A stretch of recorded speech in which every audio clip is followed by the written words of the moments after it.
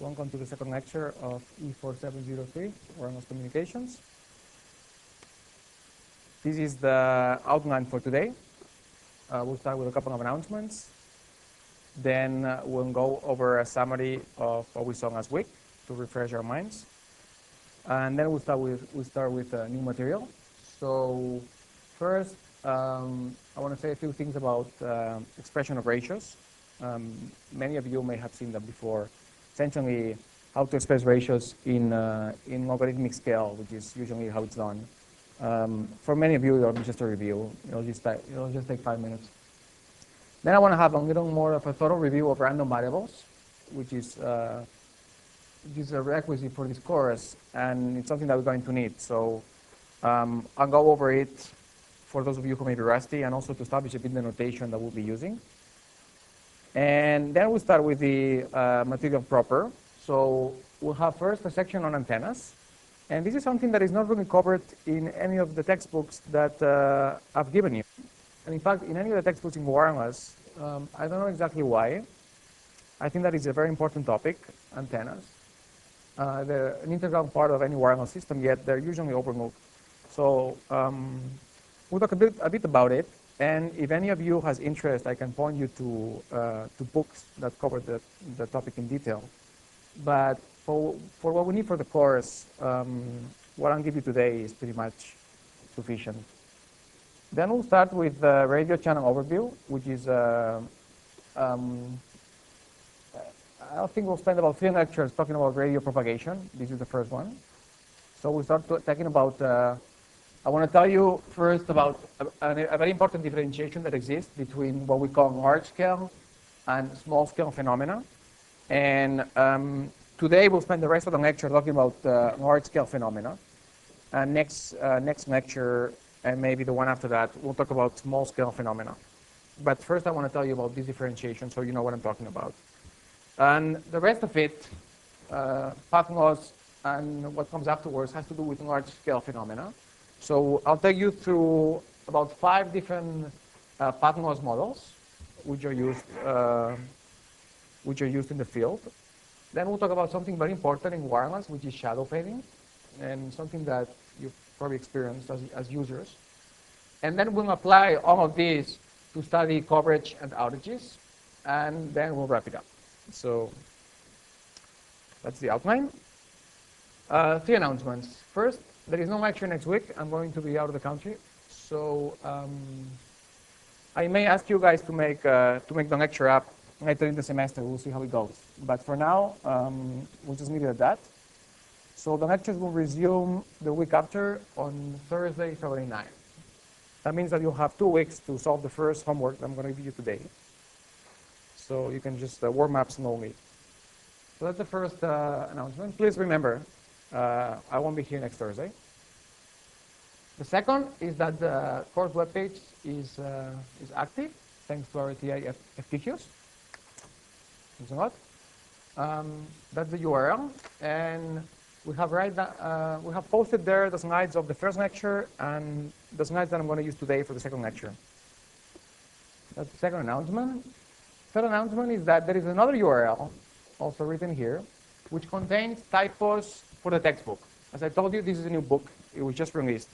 And they're still going through the process of finding typos and correcting them. This usually takes quite a long time. So there's quite a few of them. And there is a document at this address where you can find them. So if you're reading something in the text and something doesn't seem to make sense, before you think that you just don't get it, look it up because it could be a typo. I found another one myself a few days ago, and I reported it. If you find the typo that's not in the list, please let me know so I can tell them. Okay? You don't have to write this down now because the slides are already on the web, so you can just, if you get the first address, then you can get the rest of it. Okay? Questions?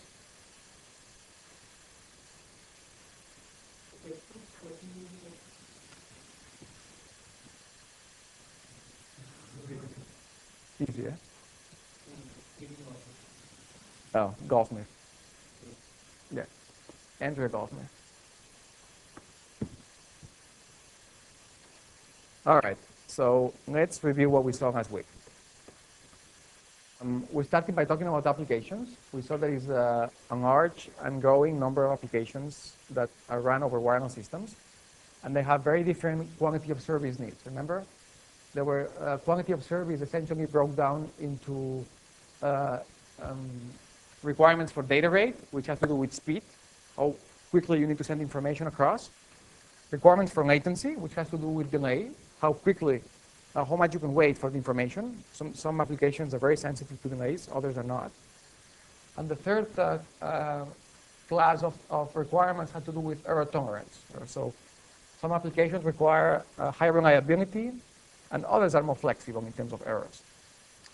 We saw that it's very challenging to require to satisfy these quality of service requirements over wireless systems. It's definitely much harder than in wireline systems. And that's because wireless systems are inherently unreliable. And in fact, that's the topic of today's lecture, why wireless systems are unreliable. So in 2 hours from now, you'll have a better idea. They are capacity limited, so you have to wait a few lectures to understand that, but maybe intuitively you do. And they're broadcast. Remember, that means that this is notion that I'm trying to send information somewhere, but that information is going to end up in other locations as well. So we don't have total control over where the signals go, which is very different from what happens in a wireline system, where this is not the case. We saw that some applications are very amenable to circuit switching, which is the traditional way of doing things. So we establish a circuit, and you reserve it for a particular communication. So applications that are very continuous work very well with circuit switching. Other applications that are more bursty, like internet browsing, for example, are more amenable to packet switching, which is what's used in computer networks. We saw that today's wireless systems have two different networks, one that is circuit switch for voice and one that is packet switch for everything else. And we saw that there is a move towards shifting everything onto the packet switch side of the network, even the voice, so that eventually we should be getting rid of the circuit switching network altogether. We saw that spectrum can be licensed or unlicensed. So license means that it's reserved for a particular operator that has paid in order to get these rights. So it's reserved use for an operator, usually for a certain technology as well. And then unlicensed spectrum is open to use for everybody as long as certain ethical rules are followed, concerning, for example, how much power you're using. We talked about the cellular concept, which is the cornerstone of most wireless systems today. And the idea here is to reuse bandwidth in different locations. And we saw that you can complement this with sectorization, whereby you fragment or partition every cell into multiple sectors covered by directional antennas, which can also reuse the same channels if appropriate. Okay. We also talked about the three levels of sharing of resources in a system. The first was duplexing, which is how we separate communication between the base and the terminals, which is the downlink, and the communication between the terminal and the base, which is the uplink. Remember, down, up. They're also called forward and reverse. Okay, so the way to separate these communications is by a way of duplexing. We saw that there's something else called multiple access, which is how we separate communication to multiple users. So one particular base communicates with several users, and we separate these communications by means of multiple access, which is something that we're going to cover towards the end of the course. And finally, there is something called interference management that has to do with how we reuse channels between different cells and different sectors. We had a bit of a historical tour, and we saw that there's, in the several decades of evolution of wireless systems, there's been so far two key transitions. The first was going from first generation to second generation systems, which meant going from analog systems to digital systems. And the second, which is going on pretty much these days, is the change from second to third generation, which incorporates data and packet switching. Okay? And somewhere down the road, we'll have switched to fourth generation. And we don't know exactly what that's going to be like, except that it should be everything packet switched. Finally, we went through a classification of systems. So cellular, paging, satellite, wireless LANs. We talk about some others as well. But mostly these are the ones that are based on infrastructure, so that follow the typical cellular structure. And then there are some systems that are infrastructureless. We talked about ad hoc networks and systems that are peer-to-peer, where there's no notion of base station. Okay, so I think that's pretty much it. Questions about these guys? Everything's clear? All right, let's move on. Okay, representation of ratios. This is just one slide thing, very quickly. We're going to be often interested in representing the ratio between two powers, or between two quantities, more generally. And a ratio is an eight-dimensional quantity. For example, we may want to quantify the ratio between the receive power and the transmit power, right? So we divide two powers, we get a quantity that has no units. So it's eight-dimensional. And let's say that that ratio is x, right? Often it is more convenient to express ratios in logarithmic scale. So we can convert x, a ratio, into a ratio in decibels. That's what I mean by dB. dB stands for decibel. And the conversion entails taking taking the log to the base 10 of this ratio and multiplying it by 10. All right? So any ratio x in linear scale is converted into a ratio in decibels by computing 10 times the log to the base 10 of each boundary. There are some dB boundaries that are very popular and used by engineers, and that you should be familiar with. There are two that are very common. So if x is 2, right? If the ratio is 2, something is twice as big as something else, then x in dB is exactly 3. Okay, so a factor of 2 is 3. In fact, to be precise, 10 log 10 of 2 is 3.01, but it's usually approximated as 3, very close to 3. Right? So people talk about 3 dB, meaning that something is 3 dB bigger than something else, means that it's twice as big. Okay, and if 3 dB is smaller, it means it's half. Now, of course, if instead of 2 I have 4, it's going to be 6 dB. If I have 8, it's 9 dB. So every time you double by 2, you just add 3 dB. You divide by 2, subtract 3 dB. All right? Another value that is common is a factor of 10. So if x is 10, x in dB is also 10. That's easy. So a factor of 10 equals 10 dB. Okay? Now, how much is 20 dB? Anybody? Anybody? Come on. 100, exactly. And 1,000 is 30 dB, and so on, right? So if you have 10 to the n, where n is some power, that's, if n is 5, it's 50 dB. All right? So how much is minus 10 dB? 0.1. All right, so you get the hang of it. All right, so those are ratios. Now, say we want to represent an absolute power. For example, something in watts. It is also useful to express it in logarithmic scale. So then there's something called dB watts, right? So we take a power in watts, P, we compute 10 times log 10 of this P, and we get something called dB watts. All right? For example, if we have 2 watts, that's exactly 3 dB watts.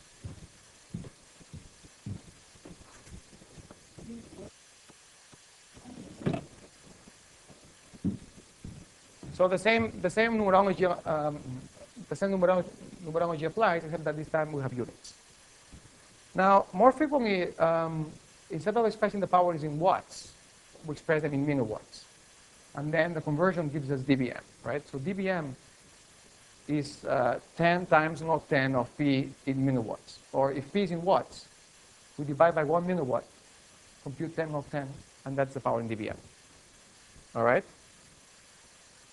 So the way to get familiar with this type of representation is with practice. So when you do some of the homeworks, they don't come very easily. For example, how many dBm in a dB watt? Anybody easily?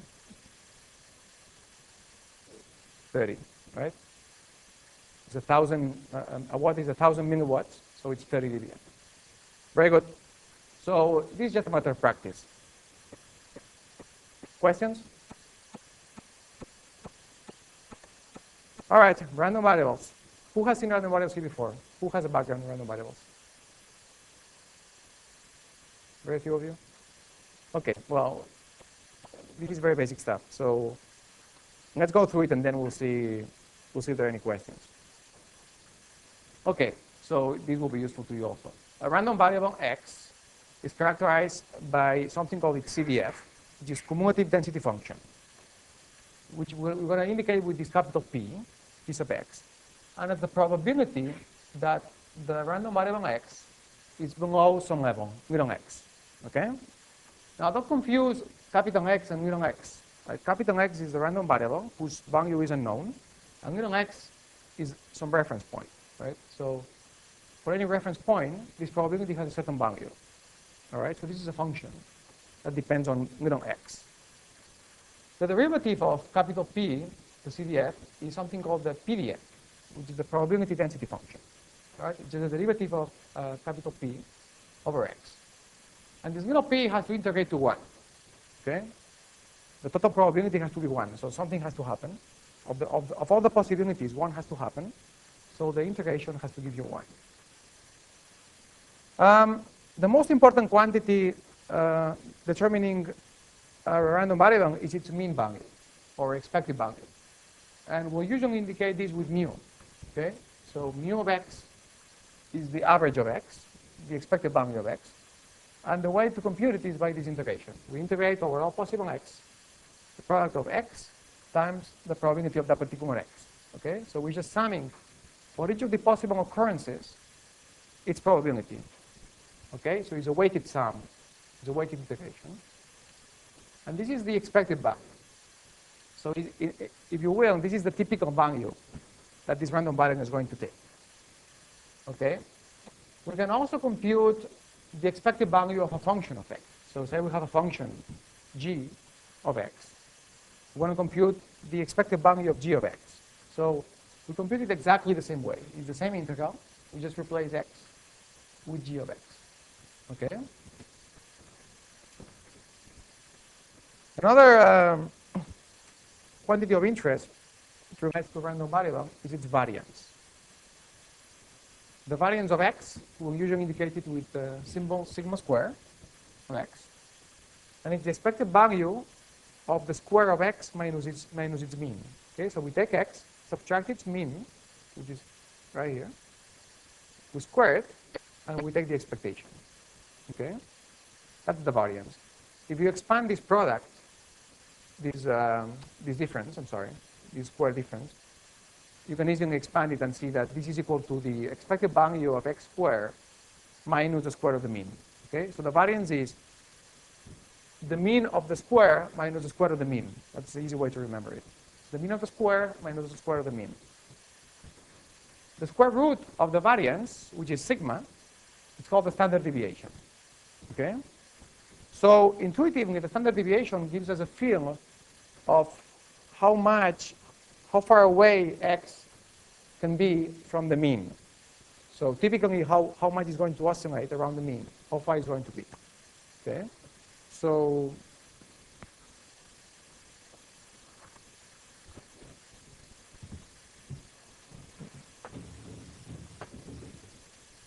we can have distributions, we can have PDFs that are very narrow.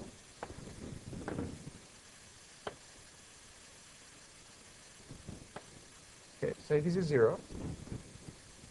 This is the PDF of a random variable. This one is very fat. So it means that the standard deviation or the variance are very large, right? So the mean is 0. But very often, the variable wanders very far from the mean. Okay, that has a high variance. If it's very narrow around the mean, has a small variance, right? It doesn't go too far from it. So that's the intuition behind the variance.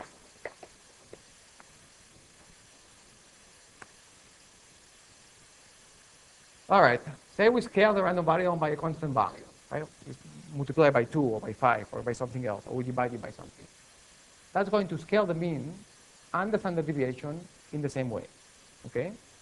We divide x by 2, its mean and its standard deviation is also divided by 2.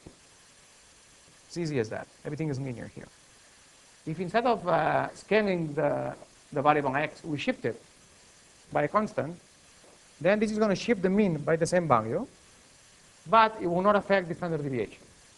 Okay? So if I take this curve and I move it to the right, I just displace it to the right, I don't change its shape. I just move its center. I change the mean. I don't change the values. Okay? So that's all I want to say about individual random variables. So now we want to talk about multiple variables. So before I do, questions. Everything clear, guys? This is important, so make sure that you have it. Okay. Let's talk about two variables now, x and y. Okay? In general, they're characterized by a joint distribution, a joint CDF and a joint PDF. We'll indicate these, again, capital P for the CDF and little p for the PDF. P of x, y, okay, is a function of two variables now. And again, it integrates to one. They always do. Okay? If given this joint distribution, we want to characterize each of the variables individually, we can do so. We can compute what's called the marginal distribution of each of them by integrating over the other one, right? For example, the marginal of x. So I say I want to characterize x irrespective of y, but I'm only given the joint distribution. How can I do that? Well, I compute the marginal by integrating the joint over y, which is the one I don't want. And I get px, okay? So px now only characterizes x. I've taken away y by integrating it. If it so happens that x and y are independent, then the joint is equal to the product of the margins. This is a very useful property. Okay? It's quite intuitive, right? Independence entails product of distributions, of PDFs. Okay. There is a weaker measure of independence between two variables, which is the correlation, which is defined simply as the expected value of the product. So I'm given x and y. The correlation is just the expected value of x times y. Okay? And there is something called its covariance, which is very similar, except that now I'm subtracting the mean from each of the variables. So I'm taking x minus its mean, y minus its mean, I multiply them, and I expect it. All right? So again, expanding this product, you'll see that you'll get exactly this. So you'll get that the covariance is equal to the correlation minus the product of the means. Okay? Notice that if the variables if the means are 0, then the covariance and the correlation are identical. Okay? If there is no mean, these are the same. If the means are non-zero, then these are different. Now, we say that two variables are uncorrelated if their covariance is 0, which is to say, if the correlation equals the product of the means. Okay? Don't get confused with the terminology, because the terminology is confusing. Because you would think that uncorrelation means that the correlation is 0, but it's not true. It means that the covariance is 0. Unfortunately, it's not that. So don't get confused by that. And correlation doesn't mean correlation is 0. And correlation means covariance is 0. So it means the correlation equals the product of the means. A very important property is that when two variables are independent, they are always uncorrelated. Okay, so this is always true if x and y are independent.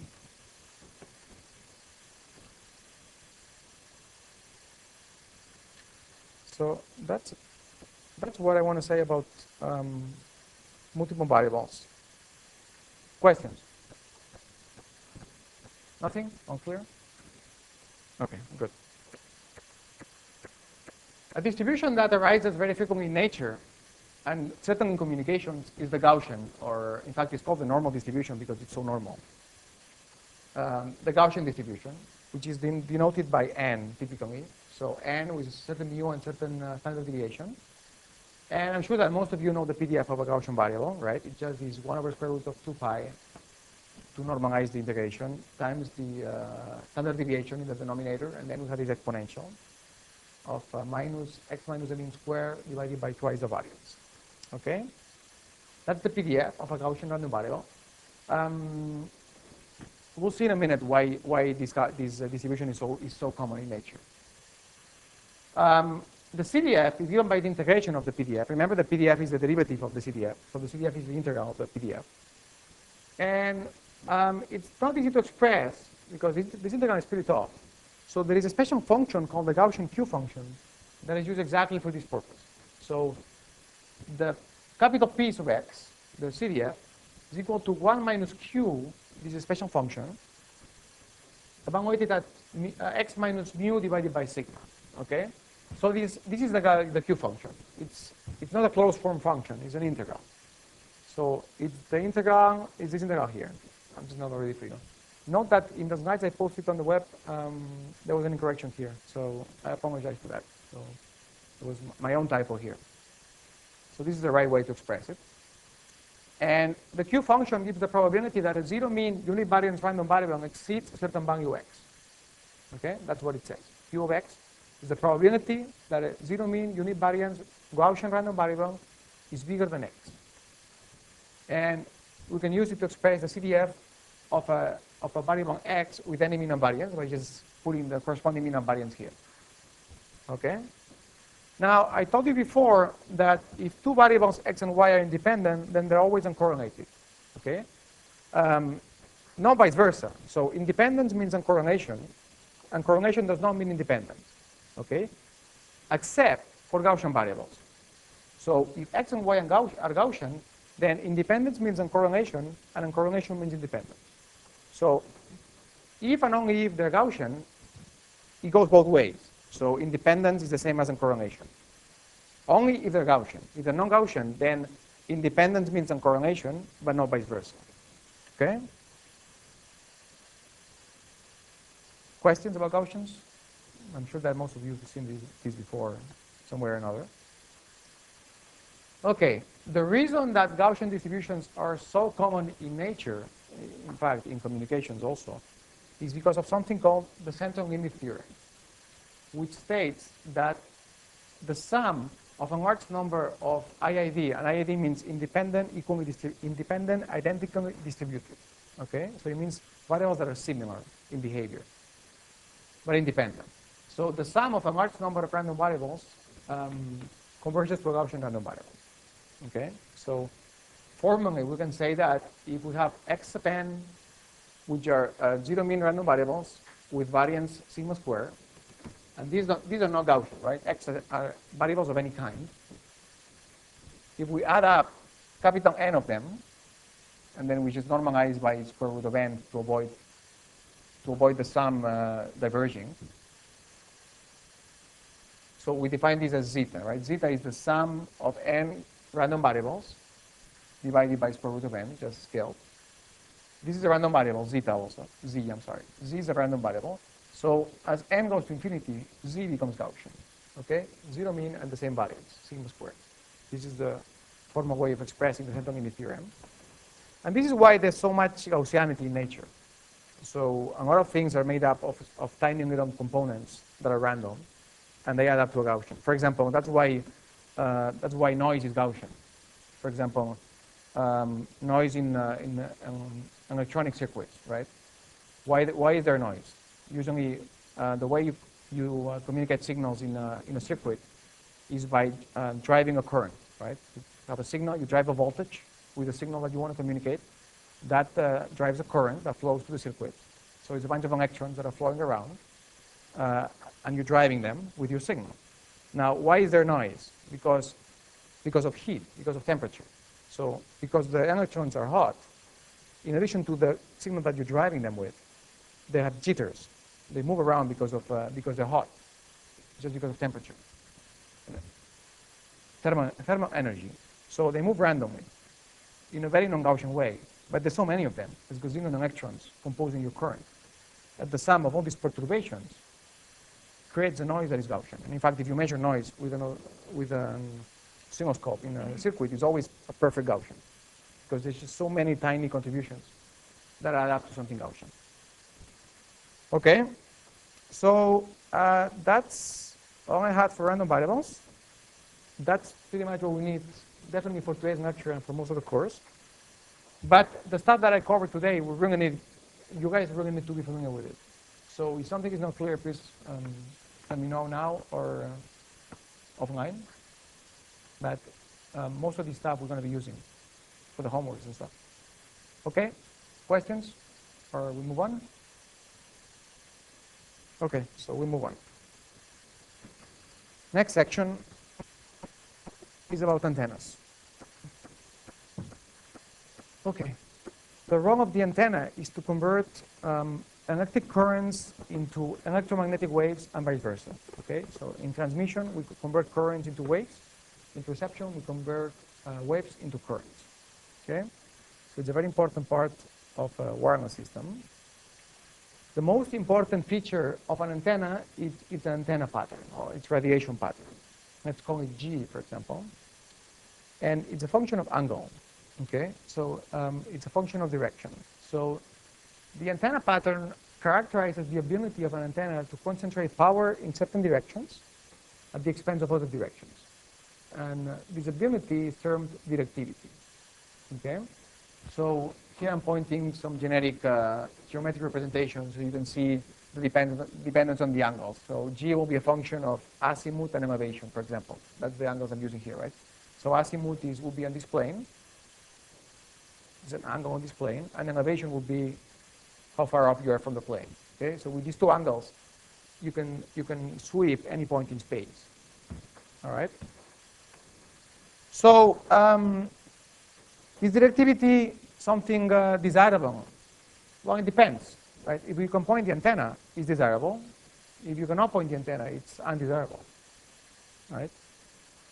For example, if I want to use my cell phone now to make a phone call, I don't know where the base station is going to be that's going to pick up my signal. I really don't know where it is. So I cannot possibly point my antenna. And even if I could, I don't want to have to be walking around pointing always to a certain direction. So I don't want to have directivity. I want my antenna to send signal in all directions so that some of it is going to get to the right place, right? Instead, if I have for example, a DirecTV satellite antenna at home, then I have to point it because the signal is very weak. That's the only way I'm going to pick it up. And the satellite doesn't move. It's always in the same place. That's how it's designed, right? So in that case, directivity is desirable. So the answer is it depends. If you can point the antenna, directivity is good. You cannot point it, it's bad. The maximum value of the pattern is called the antenna gain, which is, you can just call it G without any angles. Usually that means the maximum. Okay, now the antenna is a passive element. It doesn't generate power. It just focuses power spatially. So it doesn't produce power. So in order to concentrate power in certain directions, it has to send less power in other directions. In other words, total amount of power is whatever the antenna is fed with. So in order to favor it in some directions, we need to unfavor it in other directions. So mathematically, what that means is that the integration over all directions of G, right, integration over azimuth and elevation, sweeping the whole space, is always constant. And it's constant to 4 pi. The reason is that 4 pi is the number of stereoradians in a sphere. So it's just a factor. But the key point is that the integration has to be constant. Now, let's start by considering an isotropic antenna in free space. So isotropic means an antenna that sends the same power in every direction. Okay? It doesn't favor any direction over any other one. It sends the same power in all directions. That's what isotropic means. So let's consider this antenna in free space. There's no objects around, just the antenna. And we transmit the total power P sub T. Okay? So the density of power per unit of area at some distance d is very easy to compute, right? I mean, I'm sending a signal that's going to go in all directions with the same power in all directions. So it's going to occupy a sphere that's bigger and bigger, right? The power is the same. It just expands as a spherical wave. So on a per unit area, we just have to divide by the area of a sphere, right? So a sphere of radius d has an area pi d squared. So at distance d, the amount of power per unit of area is P sub t divided by 4 pi d squared. Okay? Easy enough. Now, say the antenna is not isotropic. The antenna has some directional properties, which we can capture with its pattern G. Then the power density in some direction phi theta, so azimuth elevation, is going to be the same value times the gain in that direction. Okay? So directions on which antenna has a strong gain are going to have more power density. Directions in which antenna has small gain are going to have less power. Okay? By integration So the total power is always the same because of this property, right? We integrate, total power is always the same. But now some directions have more density, others have less density. So that's on transmission, okay? G characterizes the ability of the antenna to transmit differently in different directions. How about reception, right? How about an antenna that's receiving now? Well, it behaves the same way, right? An antenna that is directive is going to pick up more energy, more power from certain directions and less from other directions with the same exact pattern. So it's the same G, right? Except scaled by a factor which is lambda squared over 4 pi, where lambda is the wavelength of the signal. Okay?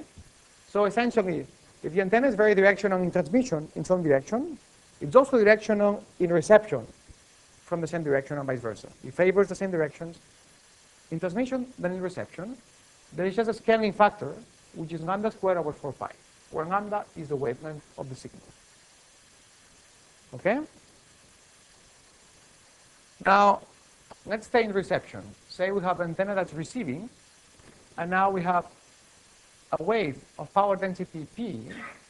Notice that I'm using this calligraphic P to denote density, right? So this is power per unit area, and I'm using the other P, the normal P, to denote power. Okay, so let's make sure we don't mix up these quantities. So in the previous slide we had, here we had power density, right? And this is just power by itself. Okay. All right. So this up here is how much we receive from a certain direction. So now, how much power we capture from a certain direction is just the product of the density times this pattern. Okay. So this is going to give us the amount of power captured by the antenna when a wave of density calligraphic P is incoming from this direction, phi and theta, and the antenna gain in that direction is G of phi of theta. So now we can put the pieces together. Okay, remember we had, let's put this together.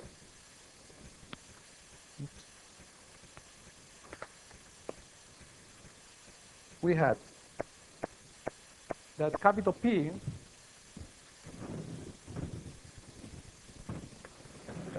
calligraphic P was equal to the transmit power over 4 pi squared. Okay, we had this before. This is transmission. Now we go to reception, and we have this, right? So we just replace this P with that P, okay? And we get lambda squared over 4 pi times G, and now times this.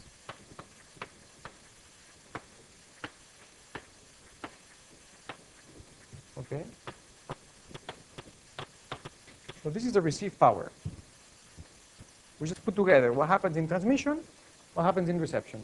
Okay? Remember, we're in free space. We have two antennas in complete emptiness. So this, which I have written in better way up there, I guess I forgot the G. There's two G's there. This is called the Fries formula, in honor of a Danish researcher, Harald Fries, an early radio pioneer, which tells us, given a certain transmit power and two antennas with gains A and B, one is transmit, one is received. Lambda is the wavelength, and D is the distance. Okay? This tells us how much power we receive, given all these quantities. Given the antennas, given the transmit power, given the distance, and given the wavelength. Okay? A very important formula. And I note to you something that you probably already know, which is that the wavelength is given by the speed of light divided by the frequency. This is a very useful relationship that you have to know. Okay? So the product of the wavelength and the frequency is equal to the speed of light. So the higher the frequency, the shorter the wavelength, and vice versa. Okay? So we'll be using this Fries formula in a little bit. Let's keep it in mind. I guess right over there probably. Okay. What else? We don't have to get into this in detail, but essentially the radiation pattern has to do with the Fourier transform of the currents of the antenna. So those of you that know Fourier transforms know that if a signal is very peaky in one domain, its Fourier transform is going to be very wide and vice versa, right? So if a signal is very wide, its Fourier transform is very peaky. There is this duality in Fourier transformation. When you're wide in one domain, in the transform domain, you're peaky and vice versa. So if you want an antenna that is peaky, which means directive, right? So it's selective, it has to be very large, and vice versa. So directivity requires large antennas in terms of wavelengths. And that's why, for example, dish antennas are big. Those are very directive. Whereas cell phone antennas are very small. They're non-directive. Okay? So as I said before, at a mobile terminal, typically we desire non-directive antennas because we cannot point them. And unfortunately, isotopic antennas do not exist. So it is impossible to build an antenna that sends the same power in all directions. It cannot be done. The closest you can get is using monopole antennas, which have small gains on the order of 2 dB. So this is the diagram of a typical monopole, which is what many phones have. For example, my old phone here. So this is a monopole. All these whip antennas are monopoles. So they have this type of behavior. I don't know if you guys can visualize this. This is a graphical representation of a radiation pattern, right? So it tells you how much the gain, essentially it plots the gain as a function of angle, of direction, okay? So it's like a bagel for a monopole, which means that it has cylindrical symmetry. So if you put the monopole vertical, it sends the same power in all directions on a plane, on a flat plane, around its perpendicular to its axis, to the antenna itself. So it has no sense of azimuth. It sends the same power in all directions. It receives from all directions. But it does have an elevation gain, okay? It doesn't send any signal exactly alongside the antenna. You see that that's where the bagel comes in. So there is a 0 on the blue axis. So the antenna cannot pick up anything that comes exactly from this direction, okay? Nothing, it's a 0. Other than that, it can pick up signals from pretty much any direction and isotopically in this dimension, okay? So that's a typical monopole. And the gain comes up to about 2 dB. That's as non-directive as it gets. At the fixed terminal, instead, directivity may be appealing. And I think I told you last week about application to fixed wireless, right? Where you try to feed signals onto buildings, for example, which don't move. So those guys use directive antennas on the rooftop or something. And they use large antennas and they're pointed very carefully.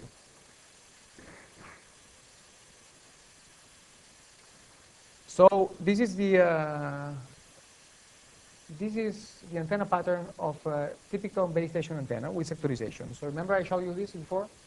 This is a typical base station with 3 sectors. So it has 3 antennas pointed, covering 3 sectors of the same size. And which kind of antenna we want this to be, right? Ideally. Well, we want to cover 360 degrees divided into 3 sectors of the same size. So each sector should be 120, right? So ideally, we would like an antenna that has a flat gain from, say, -60 to 60, which is 120, and then drops to 0, right? An antenna that illuminates the sector uniformly, and it doesn't illuminate it outside. That's the perfect sector antenna. Fortunately, it doesn't exist. Antenna patterns are always smooth. Remember I told you that the pattern is the Fourier transform of the current, so, and vice versa, right? So if you had a step function and t is something square, its derivative has a peak. Essentially, it means an infinite current at some point, which cannot happen. So you need something that's always smooth. So the blue curve shows you the pattern of a commercial antenna, okay? This is what we actually do. This is the best we can do. essentially. So this is a very competitive antenna, and you may think that it's pretty far from ideal, but this is in dB, so it's much better than it seems, right? I mean, when you get down to 10 dB, you're about a factor of 10, here you're a factor of 100. So this is pretty small. If you plot it in linear scale as opposed to in logarithmic scale, it moves much closer. But this is the best we can do, and this is what we do today in the field. So that's the azimuth response. Now, how about elevation? Which kind of pattern do you want in elevation for a base station? Well, you want to sweep the horizon, right? You don't want to send any power to the sky because there's nobody there. No, you don't want to send any power to the ground. There's nobody there, right? The users are on the horizon. The base station is typically on the roof of the building. You want to sweep the avenues in the streets. So typically, this is the pattern that it has. It has a beam that points about 10 degrees down from the horizontal. Depending on the elevation, it can be adjusted. And which is fairly narrow, actually. So this is the this is in spherical coordinates. Imagine this is elevation, right?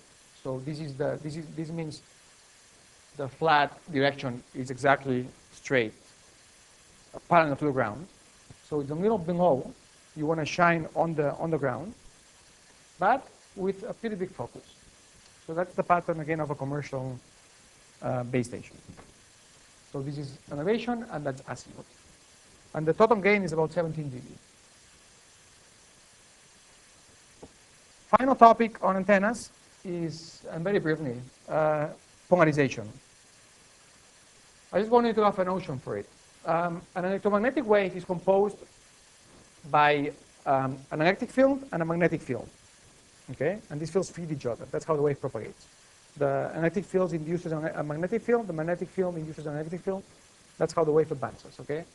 These two fields are perpendicular. So, for example, here we can have in yellow the electric field, and in blue the magnetic field, or vice versa. It doesn't matter.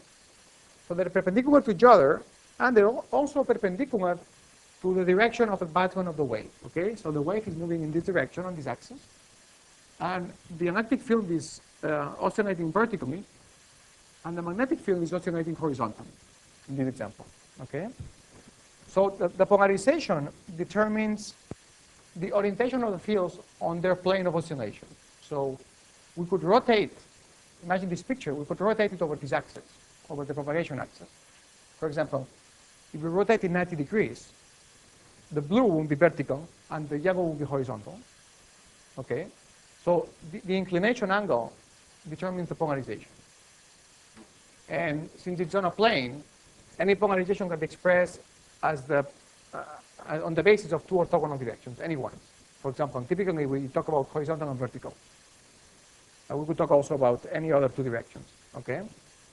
So antennas transmit and receive only on a certain polarization. So if an antenna receives a signal that is polarized perpendicularly to its polarization, it's not going to capture the signal. So the signal is going to go right through. If it's polarized vertically, perpendicularly to my antenna, it's not going to pick it up. Okay? Just keep this on a shelf. We'll come back to it when we talk about diversity. It turns out to be very useful. And I guess you can't quite see why at this point. So just keep this point in mind, that there is something called polarization that refers to the orientation of the fields, and that antennas only capture one particular polarization, but not the perpendicular polarization. That's all we need at this point. Okay, and I think that's the end of the antennas. So, questions on antennas?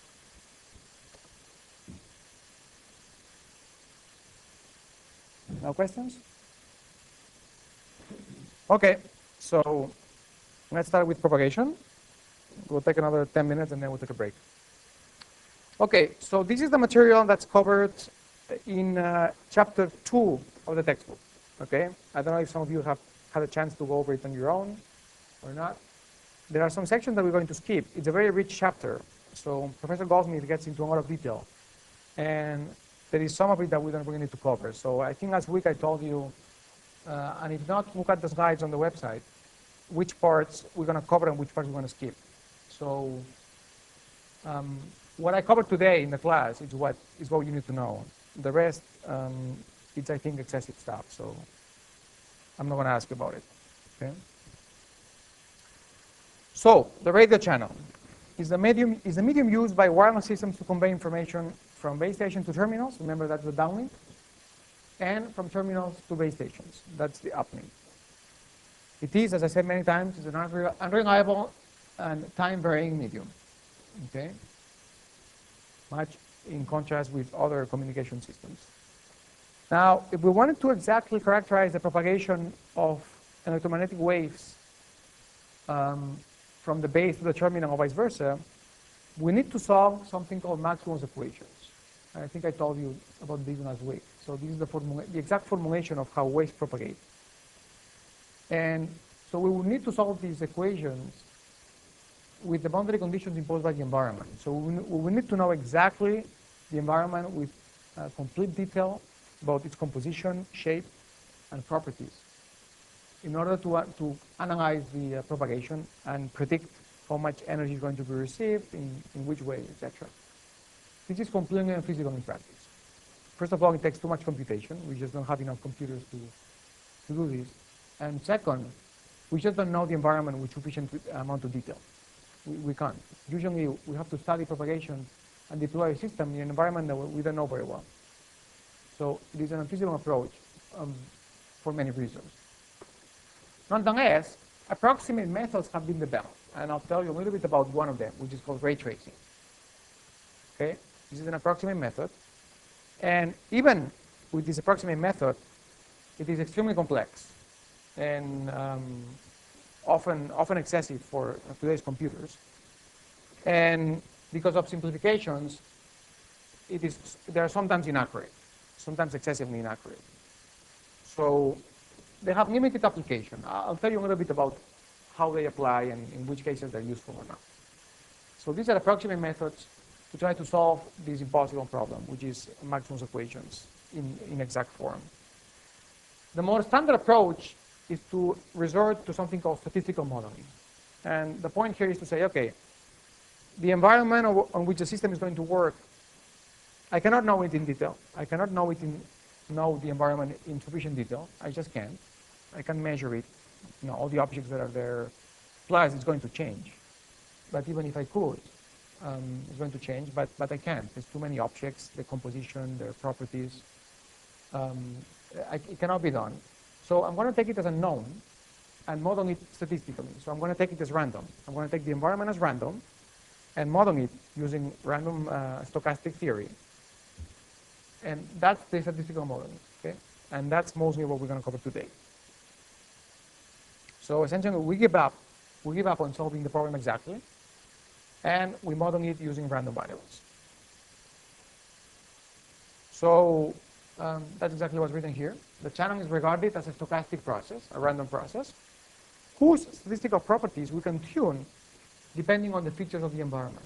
Okay, so we have a model that has random quantities, but we can adjust the variances, the distributions of these quantities to better model particular places, particular geographical environments. For example, environments that have many buildings, or have trees, or hills, or water, can be modeled differently by tuning the different the statistical properties of these models.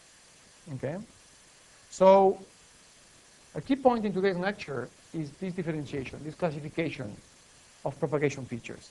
There is two classes of very different propagation features. First, there is what we call large-scale, or often also called macroscopic phenomena. And these occur over distances that are large. And large means between several meters up to kilometers. Okay? So large distances, and large meaning at least a few meters. There are two types of phenomena that are large scale. One is called path loss, and it has to do with distance. So essentially, the more farther away, the less power you're going to receive. So power decays with distance. So the more farther away the receiver is, the less power it's going to get, deterministically. So for sure, if you're farther away, the path loss is going to get worse. Okay? Then there's something called shadow fading, which is caused by obstacles. And this is stochastic because you can be pretty close to the transmitter, but you can have a strong shadow fading. For example, you can be next to the base station, but you're in an elevator or behind a metal wall or something. Or you can be far away, but in an open field. So there is an element of randomness here in the sense of unknown. We can no longer say that the farther away, the more shadow fading. It has to be modeled stochastically. Okay? So that's the class of macroscopic phenomena, and these are the ones we're going to talk today. There's another class that we're going to tackle starting in the next lecture, 2 weeks from now, which are the small-scale phenomena. And these occur over very small distances, on the order of centimeters, more precisely on the order of the wavelength. Okay? This is called multipath fading, and it's caused by superposition of multiple replicas of the signal that are being bounced around by obstacles. So we'll put this on a shelf for now. We'll talk about it next time. Today, we'll talk about these two, path loss and shadow fading. So let's see this graphically a little bit. Say we have a transmitter that's sending a power piece of P. We have a receiver that's moving with a power piece of bar, receiving a power piece of bar. This guy is in a car moving with a certain speed v. And the distance between these two, t, is equal to the speed times time. Okay, so as time goes by, in this case, this guy is going farther away. So distance is going to increase. So the signal is getting to the receiver in 2 different ways. First, through a direct path. Second, through a reflected path. Okay? So as the receiver is moving farther away, both components are going to get weaker. Okay? That's path loss. This guy goes far, far, far away. Both signals are going to get weaker. That's path loss. Now, if an obstacle appears in the middle, that's shadow fading. And the result of the combination of the 2 signals is the multipath fading, which we're not going to tackle today. Okay, I hope the differentiation is sufficiently clear, but we'll just sharpen it as we move along. So here we can see another interpretation of it. So this plot shows the received signal divided by the received power divided by the transmit power as a function of distance. Recall, distance is the time times the speed. Okay, so the blue line shows the path loss. Okay, it's monotonic, so as the distance increases, the signal gets weaker and weaker, and it's very slow. It's a smooth decay over distance. Okay, that's path loss. Then the red line shows the shadow fade. Okay, it's faster than the path loss, somewhat faster, and it's no longer monotonic. It can go up, down, but it can also go up, right? It goes down if you cross in front of an obstacle, but then you get clear of the obstacle and it goes up again. Okay, so this one oscillates, and it's faster than the shadow fading. And then in green we have the multipath fading, which is very fast, and it definitely can go up and down. Okay, so the combination of these 2 phenomena is going to finally tell us how much signal we receive. So it's useful to break this down and to study each of these phenomena separately, okay, and then combine everything at the end. That's what we're going to do. We're going to study first path loss, then we'll start with shadow fading. Hopefully both of these we'll cover today. For sure path loss, hopefully also shadow fading. And then next time we'll tackle multipath, okay? And then everything comes together into one single model. So, okay, I already said that.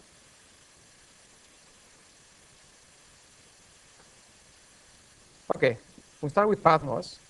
First, questions about this? This is pretty important, this differentiation. Is it clear or not? No? The fading is a function of distance also. The shadow fading. Yeah, it tends to have a correlation with distance, but it's not very strong actually. So It doesn't really depend on the distance as you get further, but yeah, intuitively, in your way it's going to change. I don't understand how. well, not necessarily, right? Because, I mean, what if the car turns left, for example, right? You can get clear of the building or a hill. It does happen, right? Now, you're right in that intuitively, the farther away you are, the bigger chance of something in the middle, right? And that is indeed the case. So there is a certain dependence of shadow fading with distance. Um, for our modeling, we mostly assume that it's not a function of distance. But there is data that shows that it is somewhat a function of distance.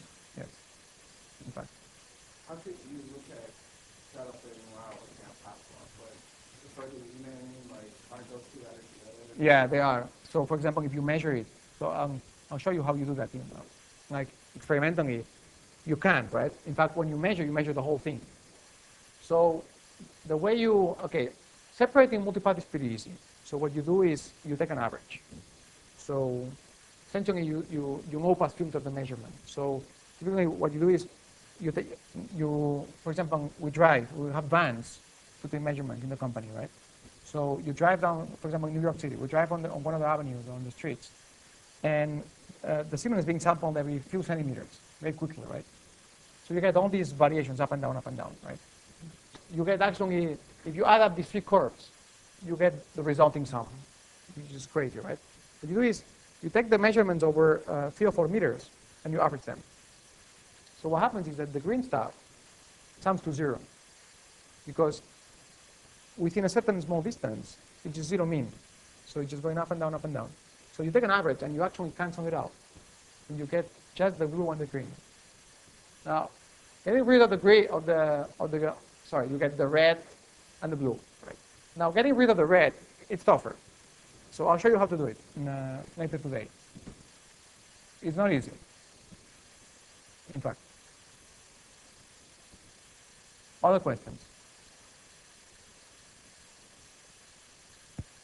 Okay, guys, maybe this is a good point to break. So let's take a break until 5:30 or so, and we'll pick it up, okay?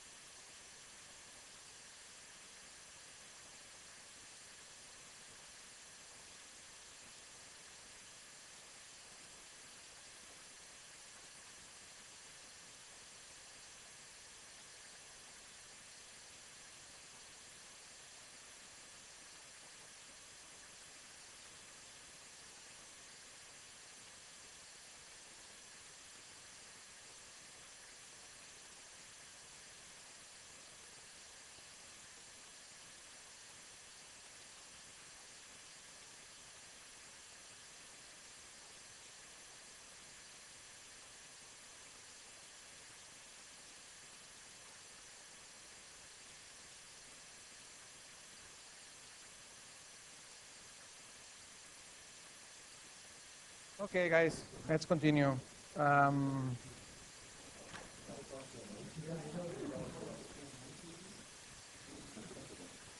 okay, we have 1 hour, and the stuff that comes now is a little bit more heavy than this, so try to bear with me.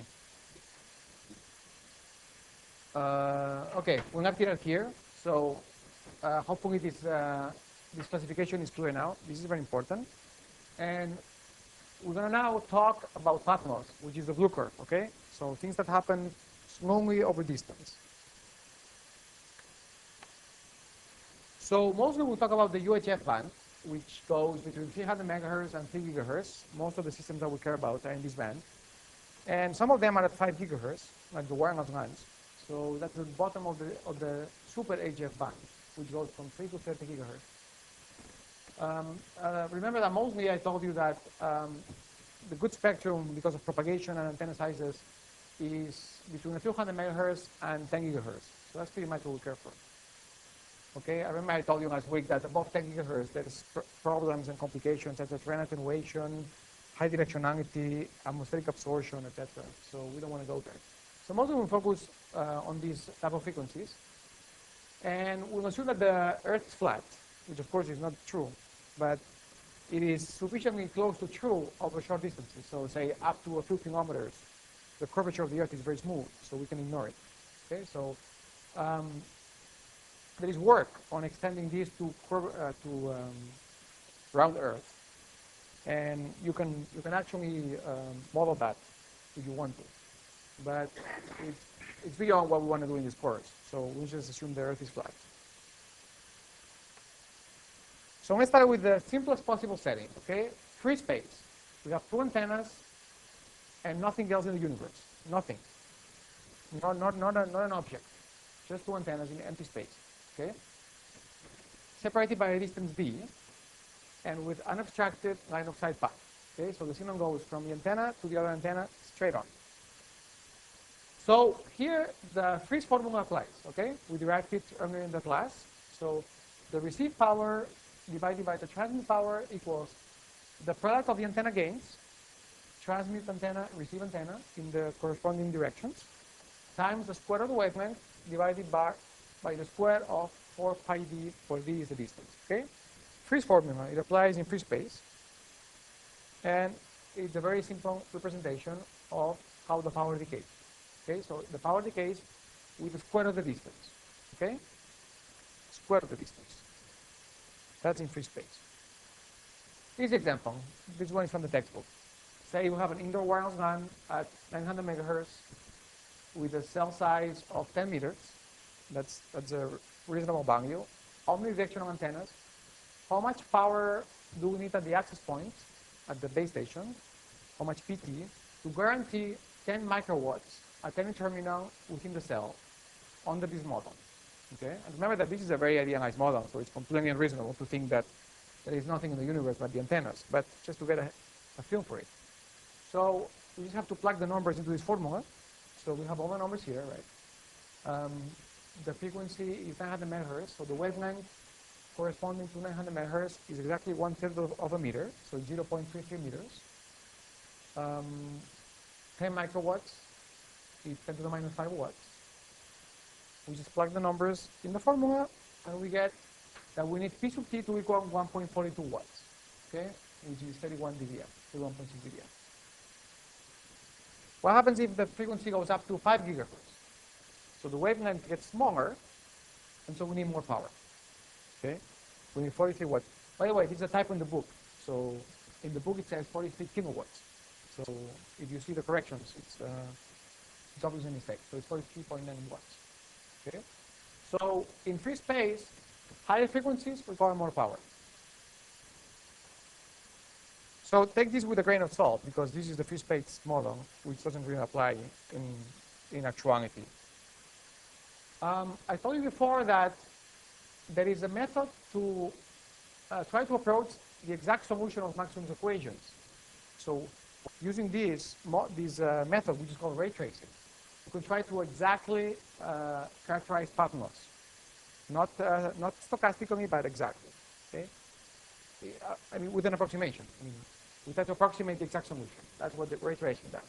And the way it works is it represents waves using rays, which are then reflected by objects depending on the geometries, shapes, and the genetic properties. So the computer shoots rays in all directions according to the pattern of the antenna, and then it tracks them down as they bounce around, all the way to the receiver, and that way it estimates how much signal is being received.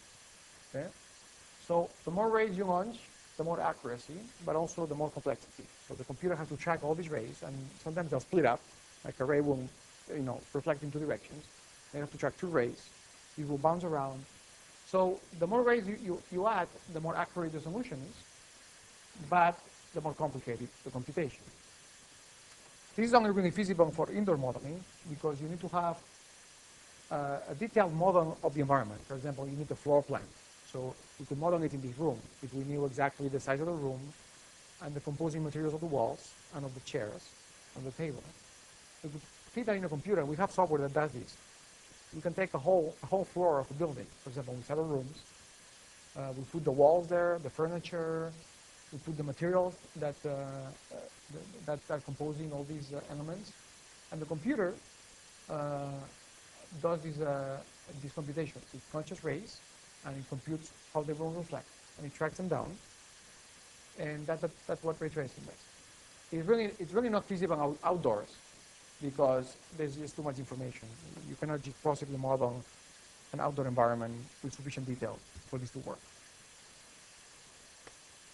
So the simplest possible embodiment of ray tracing is when there are two rays. Okay, it doesn't get any simpler than that. So the two-ray model, the two-path model, is very useful to get some insight on the effect of the ground. Okay, because it doesn't matter where you are, even if you are in a remote location in the middle of the Rajasthan desert, for example.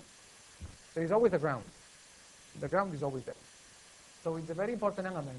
And using this simple two-path model, we can actually get a pretty good feel for its impact. So we'll go through the derivations now. It's a bit tedious algebra, and it's explained in detail in the book, but I'll take you through it. So try to bear with me. It's not complicated, it's just tedious. So we'll take something like this. We have an antenna transmitting, another one receiving, and we're going to have a direct ray going straight on to line of sight, and another one that's going to be bouncing off the ground. Okay, and then these two are going to add up at the receiver. That's the two-path model. Okay, so we're going to transmit the simplest possible signal, which is a cosine. So we transmit a cosine of frequency f sub c. It typically is used to call frequency carrier. So it's a cosine of 2 pi f times c. Okay, so it's a cosine of frequency fc. So the frequency is just an impulse at f sub c. So we send these, and what do we receive? Okay, we're going to need a picture here that is in the book, and that I have here also. Not this one. Okay, it's figure 2.4 in the textbook, for those of you who have the textbook. But don't worry, because I'm going to have you on the screen. So this is a more detailed depiction of what we want to study, okay? All right, this is good enough. We have a transmitter of height h sub t, a receiver of height h sub r. They're separated by a distance d, okay, up here. And we have the direct path going over here. It has a length L. Okay, notice that if the heights are different, L and D are not exactly equal, although they're similar. And then the bounced ray has a combined length of x plus x prime, has 2x. The first up to the bounce point, there's x, and then x prime. Okay, and then we use, notice that because there are two rays going in different directions, the antenna pattern, radiation pattern, is also in general different in both directions, okay? You can have a bigger gain in one direction and in the other direction, depending on the antenna. So we'll call G sub A the gain on the line of sight direction, G sub C the gain on the bounce direction, and the receiver, G sub B and G sub D. Okay, so these are all the quantities that we need for this analysis. So I'll try to switch between the picture and the slides. Hopefully we can manage. for those of you who don't have the book. Okay, this is what we receive. We receive two signals, one direct and one bounce, okay? The direct signal is just the cosine that we send, 2 pi fct, delayed by how much time? Well, the direct ray goes to a distance L, okay? So L divided by lambda is the delay. And let me take you through this.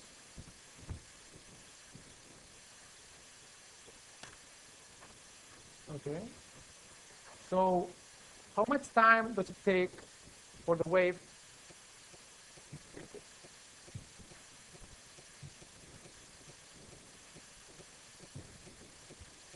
to travel a distance L?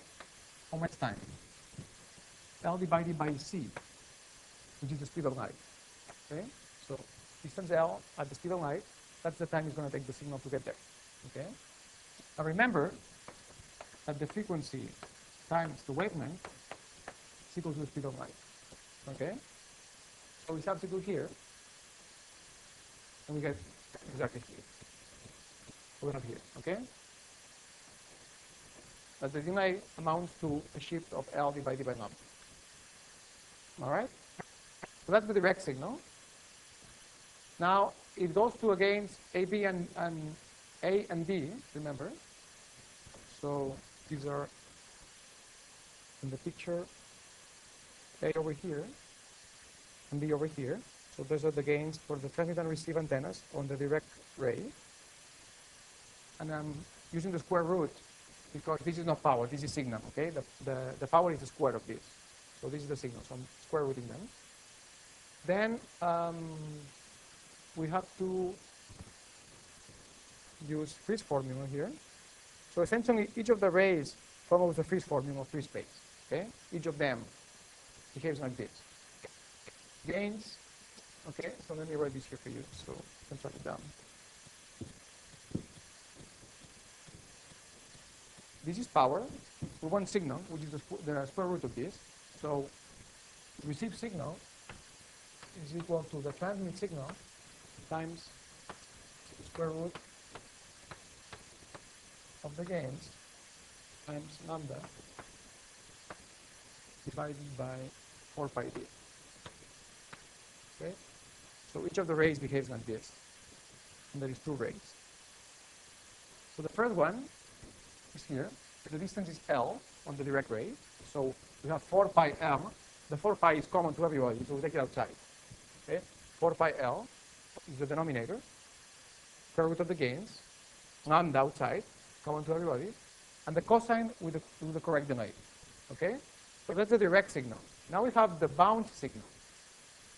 Has the same exact shape, except the gains are C and D, which are the gains on the direction of the bounce. The delay here, instead of L, is x plus x prime, which is the length of the bounced ray. Also here is x plus x prime instead of L. Okay? So those are the differences. L becomes x plus x prime. GA and GB become GC and GD. And we have an R here. What's R? R is a reflection coefficient. Okay, so when the signal bounces off the ground, it is multiplied by R. Okay, the ground has this effect. So we'll see now what this R is. It really depends on the angle of incidence and then the type of terrain. So the material of the terrain and the angle determine what this R is. Okay? So that's the sum of the signals that we receive over the two rays. Is that clear? Okay, we just put the pieces together so far. Eh? Now, a bit of algebra. So here, bear with me. You have to make some approximations, okay? So the key is the following assumption. We're going to assume that D, the separation, is much larger than the heights, okay? And that's usually the case. Typically, these heights are, for a base station, it can be 10 meters, 15 meters, something like that. For a person on a phone is the height of the person. So in my case, 1.5 meters, 2 meters tops. Okay, this distance is on the order of fraction of a kilometer, 7 kilometers. Okay, so we want to study this in the limit where this d is much larger than this elevation. Okay, So this is going to allow us to make some approximations. Otherwise, there's nothing else we can say. Without this assumption, we're stuck here. So to make headway, we'll make this assumption, okay? So D is large. So now we can say the following. We can say that L is not very different from x plus x prime, okay? So if you think about it, when D is very large, so stretch this plot, if you will, these two rays become almost parallel, okay? They live with just slightly different angles. So they're almost parallel. So the distances are very similar. That's one approximation. And by the way, we're going to validate this approximation later. So for now, we'll take them on face value, but then we'll validate them, okay? That's the first approximation. The second is that the gain of the antenna over these two angles, for the same reason, because the angles are very similar, is going to be the same. So GA and GC will be equal, and GB and GD will also be equal. The second approximation. The third approximation is that the reflection coefficient R equals -1. So that's actually true in the limit. So if the grazing angle of the bounds becomes very, very flat, in the limit, the coefficient becomes -1. So again, it's an approximation that is going to be valid as D becomes very large. So we have these three approximations up on the top of the slide. Now we plug them into our formula, okay? So we go here and we use them. We replace R with -1, replace this with D, and this with D, and so we take it outside. Okay, so we are up here. We take also the gains outside, and we define the product of the gains to be G sub L. So GA times GB approximately equal to GC times GB, and we define this to be G sub L. Okay? So we take all these outside, all the terms that are common, and we have this coefficient up there times the difference of these two cosines. Okay? Now we need to expand this difference using the Taylor series. I'm not going to go over it unless you guys want me to. Does anybody here know how to do a Taylor expansion? Does anybody don't know? Anybody doesn't know how to do it? Okay, I hope this is true because you have to do it later yourself. So. Okay, so essentially we expand the function for which one of the arguments is very small using its derivatives. So all we need to do is the first order expansion. We just expand these using the value of the function and its first derivative. It's very easy. You can do it. It only takes a minute. Okay? So we expand this cosine difference, and we get this sign times this term over here. Okay? So all this stuff is a result of that cosine difference via the proper time expansion. Okay? So at this point, we want to compute this quantity, x plus x prime minus L. So the difference between, remember, x plus x prime is the length of the bound way, and L is the length of the direct way. Okay? So we want to compute the difference between this distance and this distance. This is just triangles. These are just triangles, right? So it's a matter of trigonometry. And again, I'm not going to go over it if you guys don't ask me to. X plus x prime is this square root. It's just a square triangle, that's it. And L is another square triangle. And by the way, the way to see L, the easiest way to see, so the first is easy, right? So this is one of the squares of the triangle, this is the square, and this is the diagonal, okay? And to see the second term, the trick, so in other words, L is trivial, right? Just a triangle. Now to get this, the trick is to use a mirror image. So imagine that instead of reflecting the ray, you continue it all the way down here, and you have a negative image of this receiver. So we get another triangle. Okay? We get h sub t plus h sub r and d. We just square both of them, and that's x plus x prime.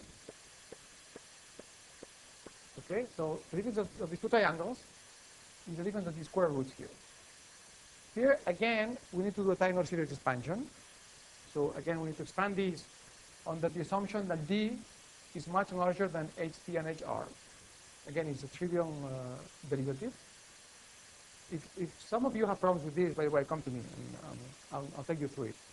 The book is kind of sketchy here. It just says you do expansion and you get this. So it doesn't give you much more than I'm telling you here. If somebody gets stuck trying to do it, I'll take you through it. It's just algebra. So you do a time or series of this difference and you get this. 2 times HC times HR divided by T. Okay? And now you plug this up here. Simplify a lot of stuff. And you get that the received signal is equal to square root of GL times HT times HR divided by D squared, okay? Times the sign, times that sign, 2 pi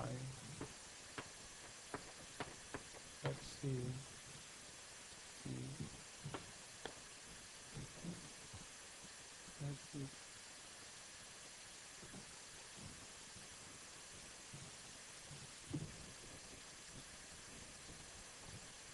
FC minus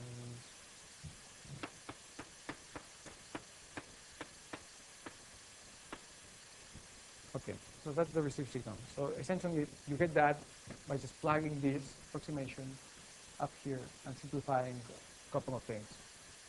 Okay? Now how much power does this signal have? Well, essentially the power is just the first term, right? I'm just getting rid of this cosine because it's unit power essentially, the sine. And we square this. Remember that the power is the square of the signal expected. So we square this, and that's what we get. Okay? We send a unit power signal. So we send the cosine, we get the sine. They have the same power. So the only difference is the factor in front, which is that square. Okay? So that's the end result of the derivation. Remember, this is under the approximation that D is very large. Now, let's look at this carefully and contrast it with the Friis formula, okay? And by the way, so I derived it here for a cosine signal. So in the book, Professor Goldsmith derives it for a more general signal. So you can see that the result is not an artifact of the fact that we send the cosine. If you send a more general signal, the result is the same. And she sends a general signal. So in the case of free space, we had Friis formula, which is repeated here. So remember, GL is the product of both gains, transmission and reception. Okay. So we have this behavior, and with the ground and under our approximation, we have this behavior. So let's look at commonalities and differences, right? The antenna gains are there. So in terms of antennas, things are the same behavior. We have some 4 pi's, that's just a constant. We have the antenna height here now, which before didn't play a role, of course. The 2 most important differences are the following. The wavelength has disappeared. Notice? It's a very important point. And the distance, which was, the decay was with the square of the distance, is now with the 4th power of the distance. This is the biggest difference of all, right? So it's a drastic difference. So by simply incorporating the presence of the ground, which is always there, of course, we've found a drastically different path loss. And one that actually reflects much better what happens in reality. So free space is a very bad approximation of how signals propagate in the real world. This is actually not bad at all. We'll see it in a second. It's a pretty decent model despite its extreme simplicity. And this is in fact why you can connect from an airplane, which is, many miles away from the receiver, and you can cause strong interference. Because if you talk from an airplane with a cell phone, your signal propagates like this, because there's no ground, right? Whereas the guys on the ground that you're competing with propagate like this. The difference is huge, right? Because D is very large. D is thousands of meters. So squaring it or raising it to the 4th power is a huge difference. So if you talk from an airplane, that's why they don't let you talk. Right? You can bring down the whole cell with your interference. So always keep in mind that the power decay with the fourth power of d applies when d is large enough with respect to the antenna heights.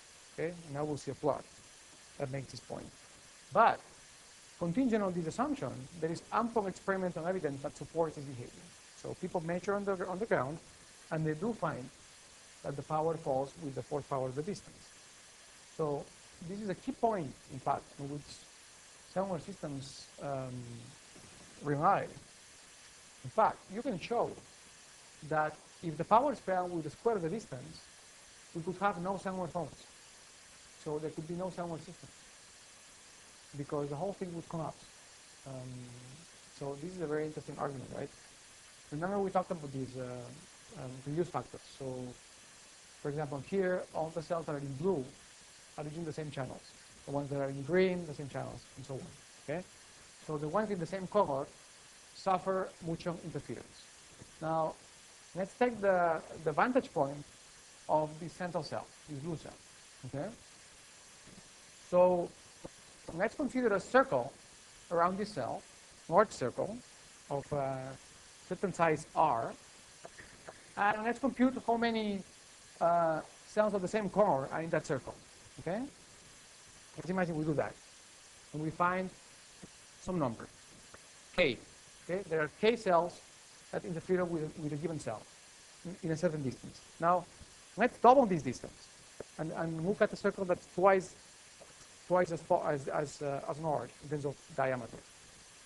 So if we had K cells of color blue in a circle of size R, how many we have in a circle of size 2R? Anybody? We double the size of the circle? 4 times. Exactly. Because the area goes with the square of the distance, right? So as we go farther and farther distances, the number of interferers on a certain channel grows with the square of the distance. So we need that the power from each of them decays faster than that, because otherwise the sum of the interference is not going to die off, right? If the power fell with the square of the distance, the number of interferers grows with the square of the distance, so the total interference does not decay. So it would be infinitely large. So we couldn't communicate, because everybody would suffer infinite interference from everybody else. So we need that the decay of the signal with distance is sufficiently larger than the square. Unfortunately, thanks to the ground, it is. So it is thanks to the ground that we can talk. Now, I'll refer you to figure 2.5 of the textbook. And I have it here too. Okay, so this plots the received power in dB. Let's make it smaller.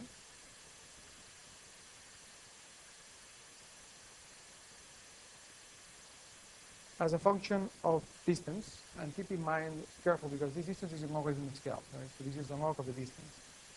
So every time you go one unit here, for example, 2 is 100 meters, 3 is 1,000 meters, 4 is 10,000. Okay, so this is how it goes.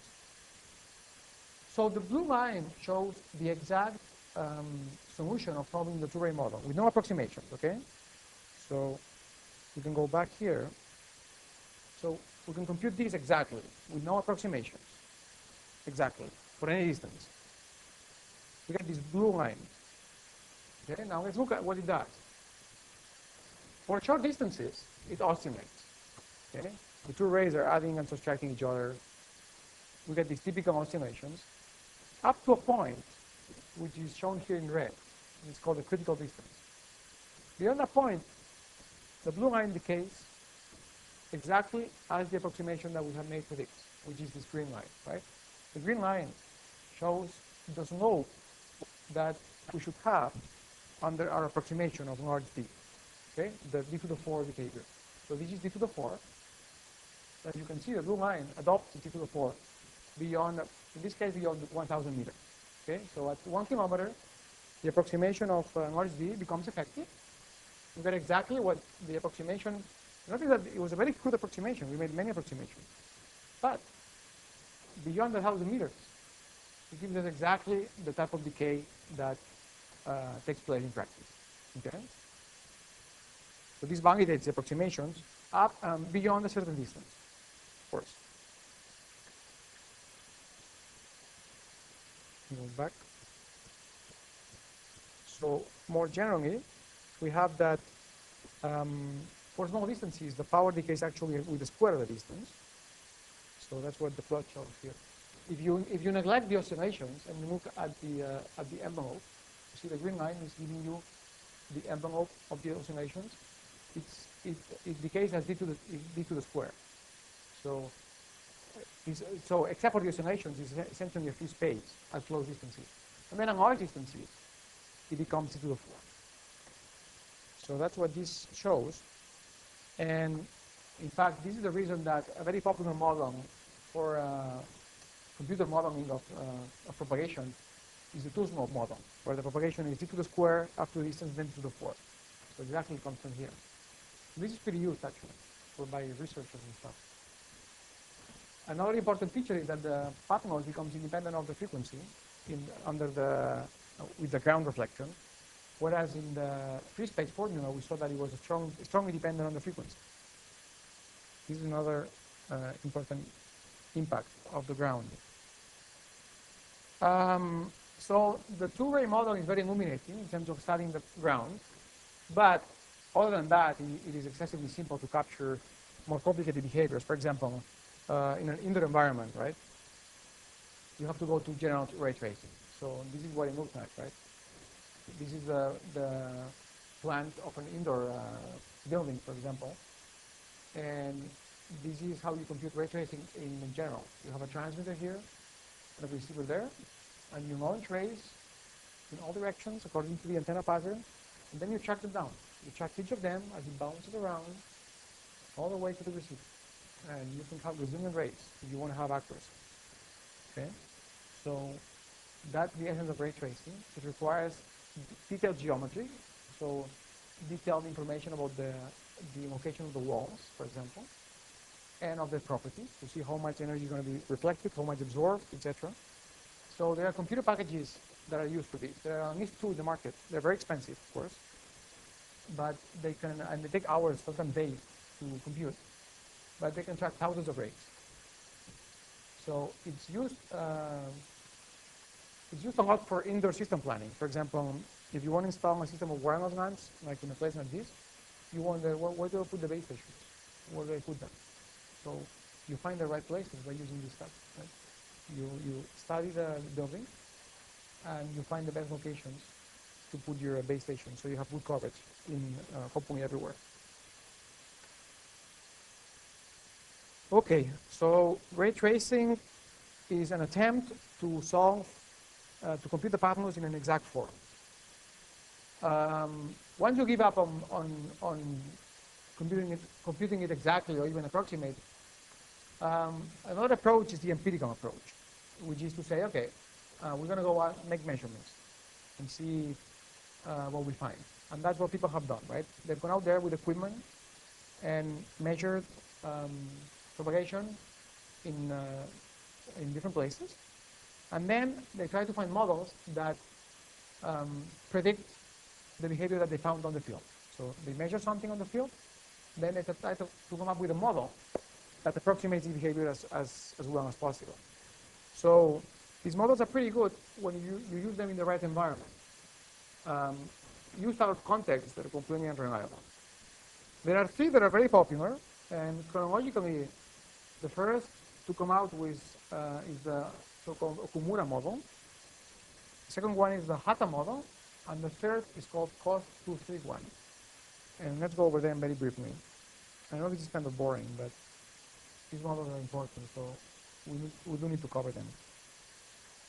The Okumura model applies to distances up to 100 kilometers and frequencies up to 1.5 gigahertz.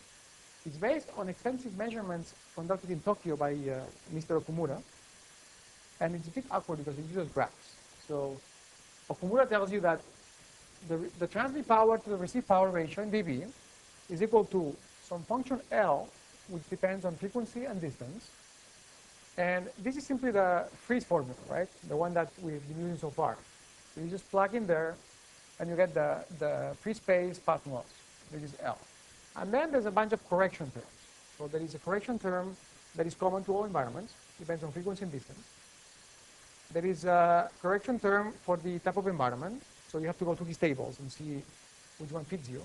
And then there are equations for these terms that depend on the height of the transmitter and the height of the receiver.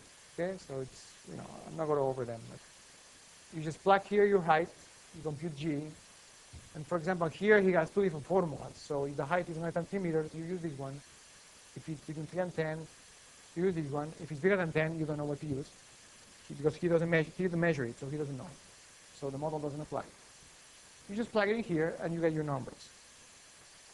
So Okumura came up with this model based on predictions made in Tokyo. So the model was pretty well in Tokyo, of course, within 10 dB. So the model is never more than 10 dB away in Tokyo, which is where the data came from. That's as close as he could get. He couldn't find a better model. And if you use it somewhere else, like New York City, it's going to be worse than that, than 10 dB. But it gives you a good feel for the path loss. If the environment is sufficiently close, the one he used for the measurement, it puts you in the right ballpark. Then the Hatta model is an evolution of the Okumura model. So Hatta was another guy. A few years later, decided that Okumura's formulation was too awkward because of the graphical. You have to go to the charts to read your numbers. So he found formulas that approximate his charts very well. So he came up with this. PT over PR in dB is given by this monstrous formula, where F is the frequency, B is the distance, and HT and HR are the familiar heights. And then there is this A, which is over here, which is another monstrous formula that depends on the height of the receiver. Okay, and then again, he has two formulas. For large cities, he has one. For other cities, now if you have a medium-sized city, which one do you use? I don't know. Which are you bet? There are additional corrections for like suburban areas and stuff. So that's the essence of empirical models. There is one more, very recent, that extends the Hatta model up to 2 gigahertz. And this was developed by something called COST, which is the European Cooperative for Scientific and Technical Research. This is the standardization body, essentially. And here's the equation. It's a variation of the Hatta model. Different formula, but it's the same spirit. It's a different formula and different correction terms. You have all these formulas in the book, and there's not much to it than that. It's plug and play, right? You take the right formula, you use it, you get a number, hopefully it's useful. That's it. There's nothing else to it. But these models are very used in system planning. Okay. A few words about indoor environments, although I've already said a lot. But you cannot use these models. All these models that I show you, empirical models, are all outdoors. So in indoors, we have to account for layouts, materials. So ray tracing is a better approach, probably. Empirical models don't work very well indoors. There's stuff that you can say, for example, that at 1 to 2 gigahertz, typically a wall or a floor introduces 10 dB of attenuation, roughly speaking. So if you're three rooms away, 10, 10, 10, 30 dB, stuff like that. But that's rule of thumb. It really depends on the material of the wall, too. And you can also always say that losses increase with frequency. That's for sure. But you know more than that. Okay, in the book you have table 2.1, which illustrates the huge variability due to composite materials, plastics, woods, bricks.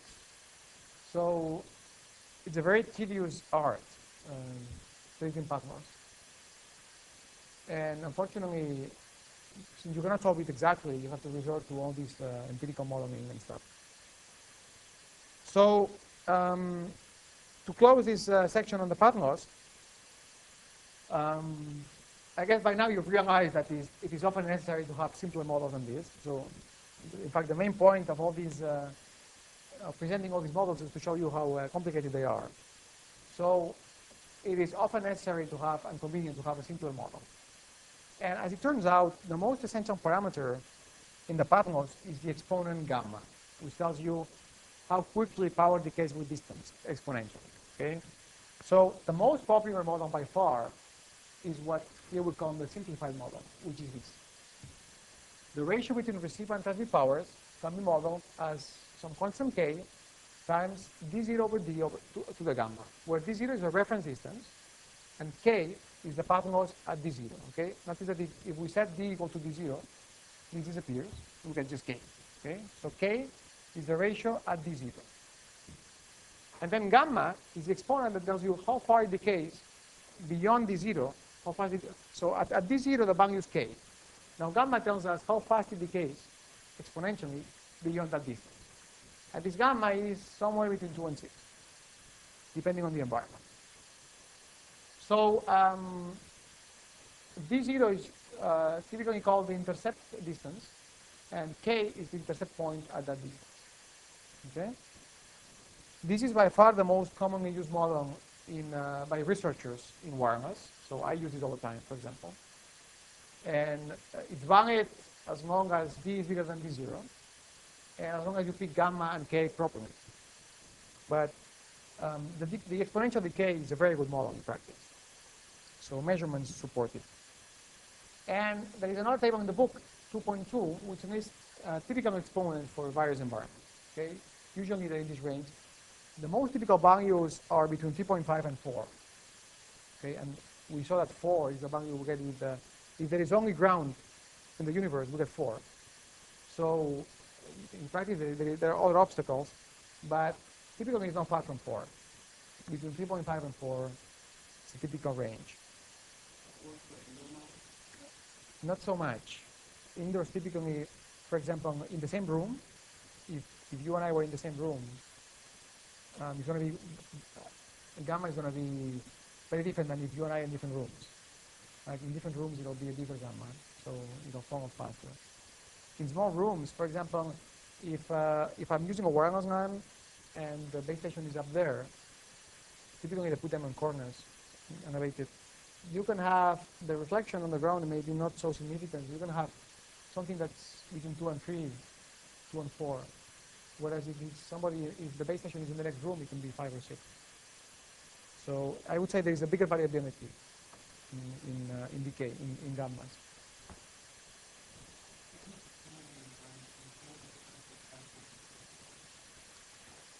Yeah, remember that this model applies pretty widely. So this model applies within a pretty wide range of frequencies.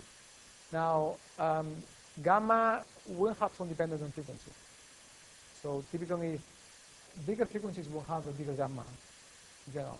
But you have to look at frequencies that are very far apart. Frequencies that are just a few, hundreds of megahertz apart.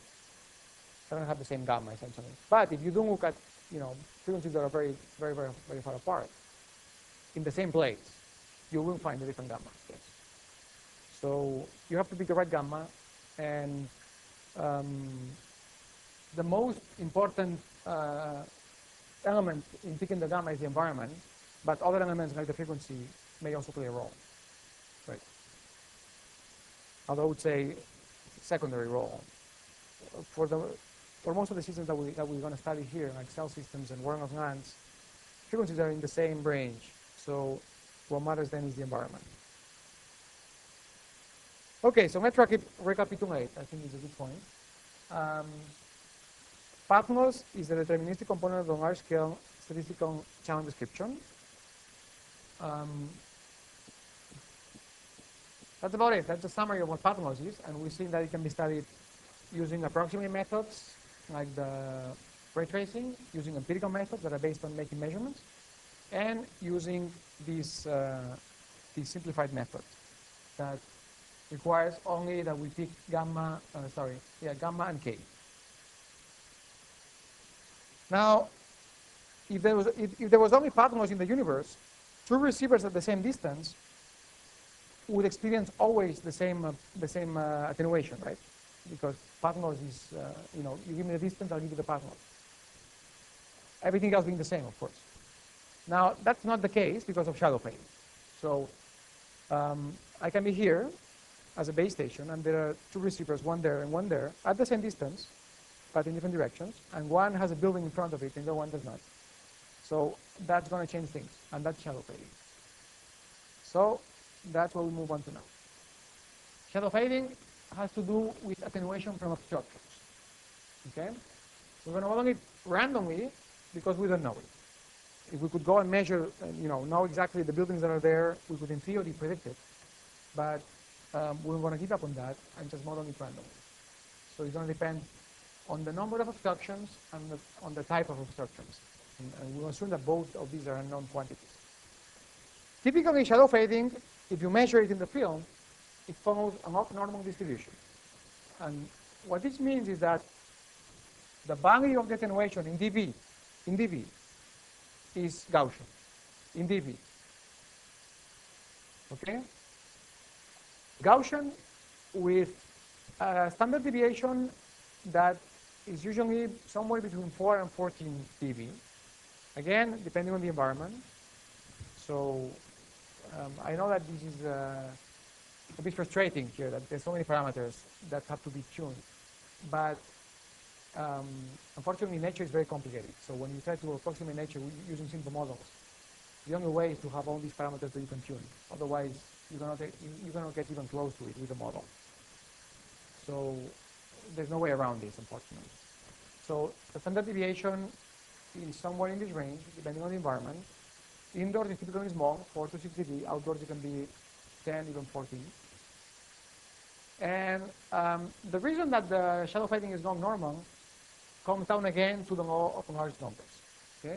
So if we have a signal that goes through several obstructions, the attenuation is going to be the product of the attenuation, or the gain is going to be the product of the gains. Okay? So we have a product of several quantities. In dB, a product becomes a sum, okay, with a logarithm. So we sum several quantities that are random, and central limit theory tells us that if we sum random quantities, the sum becomes Gaussian. Okay? That's why shadow fading is not normal. Now, there's a bit of a mystery here, because usually you don't have so many obstacles. You have 1, 2, 3, 4. So it's hard to argue that you have an infinite, a very large number of obstacles that add up. But so people don't really know why the shadow fading is not normal. They just measure it, and it is not normal. And this is an intuitive explanation that tells you a little bit why it can be not normal. It's not conclusive, because this would only work if you had a large number of obstacles, and often you don't. Yet it remains not normal. So it's a mystery of nature, but many, many years of measurements have shown that it is not normal. And we'll take it as face value, and we'll model it that way. Okay? So let's use the Greek symbol, is that C? Epicure? Is that C, right? Psi?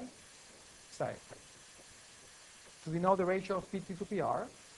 So expressed in dB, as I told you, this is going to be a Gaussian random variable, okay? So the probability of psi is just a Gaussian. Remember, we saw this formula before. Mu is the mean, sigma squared is the variance, which is also here, and that's it. It's just a Gaussian.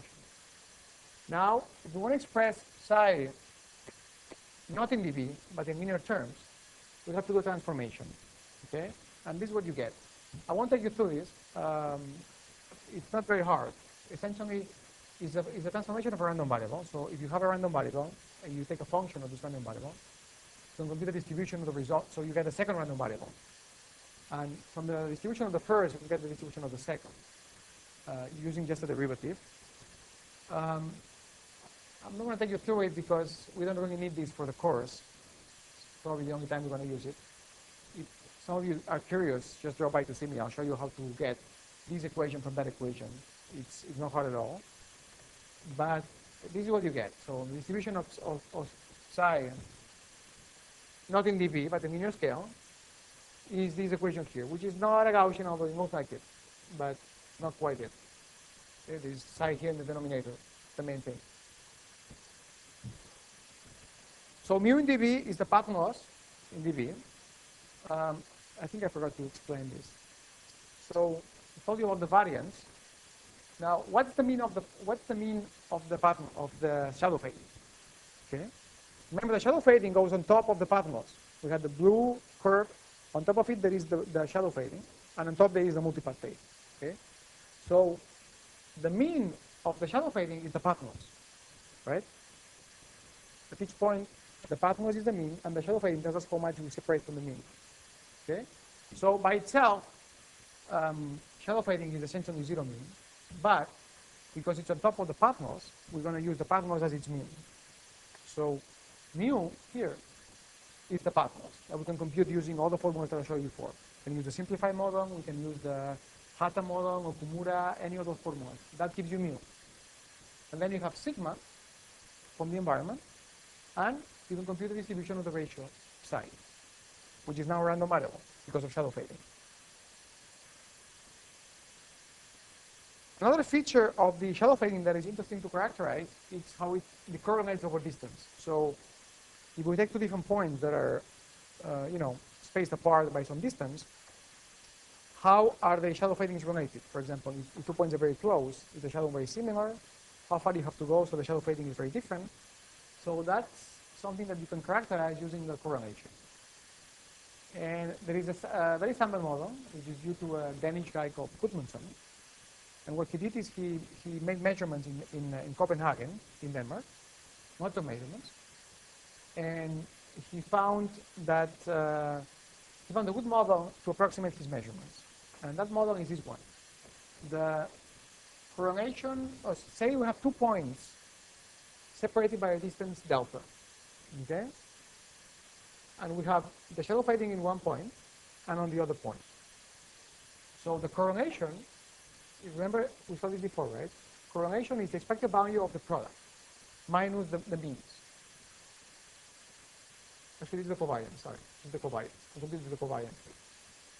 So I take the shadow fading at one point, say at distance d, minus its mean, times the shadow fading at d plus delta, minus its mean. Product, expectation, and he found that a good model is this one.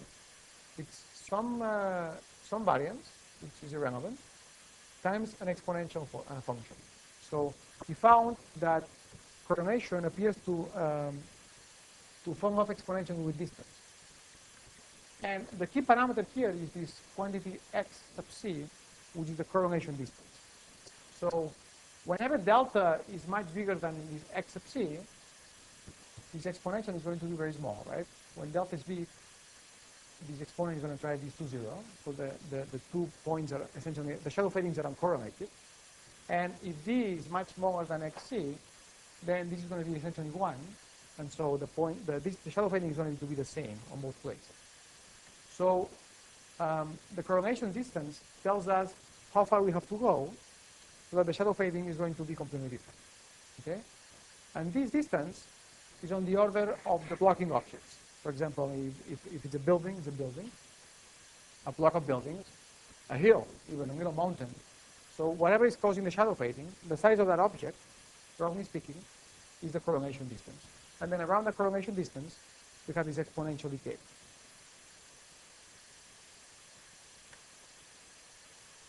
Okay. So we've seen path loss, we've seen shadow fading, and now we're going to combine them. Okay? Questions here before we proceed. I've thrown in quite a lot of stuff already. So, you guys still with me? Okay, good to hear. So now let's try to combine path loss and shadow fading. Okay? So, in linear scale, remember, the path loss model, the simplified model, was just this, right? K times this ratio, d0 over d, to the gamma. All right? This is the path loss. And now we multiply it by the shadow fading gamma, psi. Sorry. Okay? We just multiply them. That's it. Combine them and multiply them. Now in dV, we add them up. Okay? So in dV, we have this in dV. Careful here with the minus sign. I've flipped over these d's. You see that d0 over d over d0. That explains this minus sign here. Okay?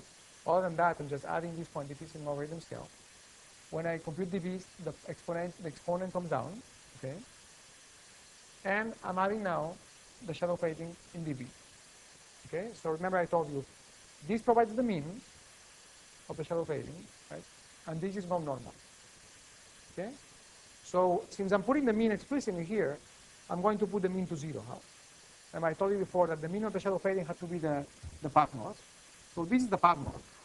Since I added up explicitly now, I'm going to subtract it from here and just put it 0 mean. Okay? So this term now is the shadow fading without mean. And the mean is outside here. Okay? I hope that's clear. And this is the variance of the shadow fading. All right?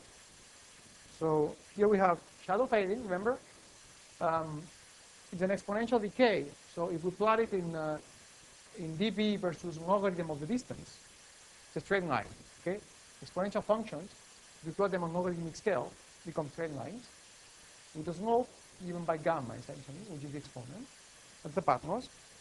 And now we put the shadow fading on top of it. So this is dB, so we're going to add these two curves, blue and red, and that's the sum of the combination of pathos and shadow fading. Simple as that. In linear scale, you multiply them. In dB, you add them up. That's it. No more to it. Now, to the question that the very good question that was made before, right? How do we find all these parameters that we need? K, gamma, sigma squared. Even in this simplified model that we're using so far, in this very simple model, we still have K, we have gamma, B sub 0, and we have the standard the variance. So we have all these parameters, and this is the simplest of models. It doesn't get any simpler than this. How do we find these guys in practice? Well, we go out there, we take a van with a receiver, we put a transmitter somewhere, we drive around for hours and hours, sometimes months at a time, actually. That's what these guys did, Okumura and company. And you measure power in different locations, in the same city, for example. You take these averages I told you about to eliminate the multiple fading. So you average, for example, 2, 3, 4 meters at a time to average out the multiple. And that can be done. So you're left with path north and shadow fading. And for any location, you get a dot, you get a point. Tells you x dB, right? You measure a gazillion of these guys, and you put them on a plot, and you get a cloud of points, like this one. Okay, you get a cloud of points that tell you, by the way, you have to measure at each location how far you are from the transmitter. So usually we use GPS for that. We have GPS on the van, and we record in which location every measurement you make. So we know exactly, also the speed of the car, all the stuff goes into the GPS. So you plot all these points as function of distance, and you get a cloud of points. And what you do is you try to fit a line to the cloud. So you do a regression, and you find the line that best fits this cloud of points. There's many ways to do this, and Professor Goldsmith has an exercise where she finds, she gives you a few points by hand, manually, and she asks you to find a straight line that minimizes the mean square distortion between the line and the cloud of points. So that's typical regression. If you have MATLAB, you can do it for you. You just put the points and they'll do it for you. But it's an enlightening exercise to do it by hand. And so I encourage you to go through the problem if you want. So you find the straight line that fits the cloud in the best possible way, and the slope, by the way, this is an important point. This is in logarithmic scale. Otherwise, you don't get a straight line. So you plot dV versus log of d. Okay? Once you have the line that best fits the cloud of points, the slope of the line equals 10 times gamma, right? So if the slope is 40, your gamma was 4. The slope is 35, it was 3.5. So you have the gamma already. Now, how do we find the standard deviation of the shadow fading, or the variance? Well, you compute the variance of these points over the line. So each point has a distance from the line. You square these distances, you add them up, divide by the number of points, that's your variance. Okay, so it's the empirical deviation of the points, of this cloud of points, from the line that you've chosen. So you have sigma squared away. And finally, you need you pick a reference distance, which can be whatever you want. Really. Typically, it's 100 meters, typical value. And then you take measurements made at 100 meters. So that's D0. You choose D0. And then you find K by averaging the measurements at that distance. So you need to make a bunch of measurements at the same distance. And that's it. You have all the parameters for your simple model that fit that particular environment, that particular city, that particular set of measurements, right? If you go to measure somewhere else, you're going to get a different set of points and a different slope, a different variance, and everything else. So what you do is you try to find the measurements that are closer to, for example, if you want to install a system in New York City, what Verizon does is they make measurements, tons of them, before installing the system. So they get values for all these quantities. And then they put in the computer, and the computer predicts where they should put the base station for good coverage. They do that, and then they tune it. They drive around, measure signals from the base stations. There are places that are dead spots, for example. They move the antennas, tilt them, and play with the powers to improve the coverage as far as possible. There's a lot of restrictions because sometimes the computer tells you should put the base station here, and here is in the middle of Central Park or something, so, or in the middle of Fifth Avenue. So you do your best, given what the ideal locations are, and given where you can actually install the base stations. You need to get permits from the city and from the neighbors. And this is a big problem because people don't want to have antennas near their houses.